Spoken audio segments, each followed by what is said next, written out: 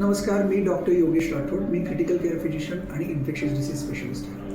आज आपण हेडगेवार रक्तपेढीबद्दल आणि हेडगेवार रक्त संकलन केंद्राबद्दल महत्त्वाची माहिती घेऊयात आणि बोलूयात. माझा अनुभव मी एस्पेशली तुम्हाला सांगणार आहे. गेल्या भरपूर वर्षांपासून हेडगेवार रक्त संकलन केंद्र भरपूर समाजाभिमुख काम करत आहे आणि रक्तदान आणि समाजसेवा याच्यासाठी त्यांनी स्वतःला वाहून घेतलेलं आहे. आपत्कालीन परिस्थितीत गरजू रुग्णांना निर्बंधाविना तत्परतेने रक्तपुरवठा करण्यात हेडगेवार रक्त संकलन केंद्राचा आणि रक्तपेढीचा हातभार भरपूर लागतो. ही संस्था जनतेच्या मदतीने आणि लोकांच्या देणगीतून फार वर्षांपासून चालू आहे. आता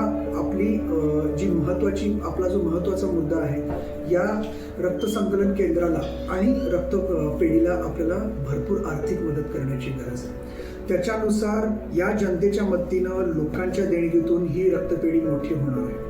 ही सोलापुरातील पहिली NABH अप्रूव्ड रक्तपेढी आहे.